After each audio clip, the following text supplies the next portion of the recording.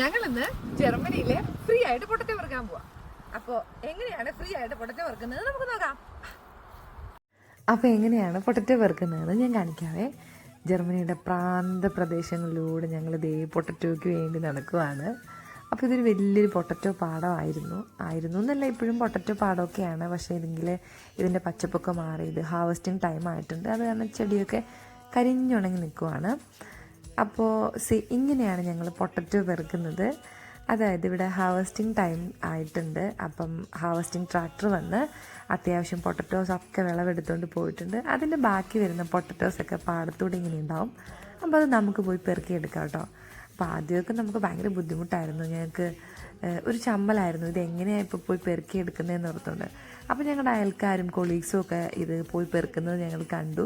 അപ്പോൾ അവർ ഞങ്ങളോട് പറഞ്ഞു ഇത് ആർക്ക് വേണമെങ്കിലും ഇങ്ങനെ പെറുക്കാമെന്ന് പറഞ്ഞത്. പിന്നെ ആയിരുന്നു ഞങ്ങൾക്ക് ഇത് പോയി എടുക്കാനൊരു കോൺഫിഡൻറ്റ് കിട്ടിയത്. അപ്പം ഇതുപോലെ പൊട്ടറ്റോ മാത്രമല്ല കേട്ടോ, ഇത് ക്യാരറ്റ്, കോൾറാബി, ബീട്രൂട്ട് അങ്ങനെ പല പാടങ്ങളും ഉണ്ട്. അപ്പോൾ ഇതുപോലെ ഹാർവസ്റ്റിംഗ് കഴിയുമ്പോൾ നമുക്ക് ഇതൊക്കെ എടുത്തുകൊണ്ട് പോകാവുന്നതാണ്. അപ്പോൾ ഞങ്ങൾ പൊട്ടറ്റോ കൊണ്ട് അധികം കറിയൊന്നും ഉണ്ടാക്കാത്തത് കൊണ്ട് ഞങ്ങൾ ഒത്തിരി അധികം പൊട്ടറ്റോസ് എടുത്തിട്ടുണ്ടായിരുന്നില്ല. പിന്നെ അത്യാവശ്യം നല്ല വെയിറ്റും ഉണ്ടായിരുന്നു.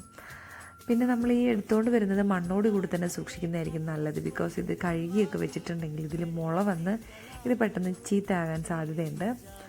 അപ്പോൾ അതിനകത്തുനിന്ന് ഞാൻ കുറച്ച് പൊട്ടറ്റോസ് എടുത്ത് ചിക്കൻ്റെ കൊടുത്ത് ഗ്രില്ല് ചെയ്തായിരുന്നു. ഞങ്ങളന്ന് കുറച്ച് ചിക്കൻ ഗ്രില്ല് ചെയ്യുന്നുണ്ടായിരുന്നു.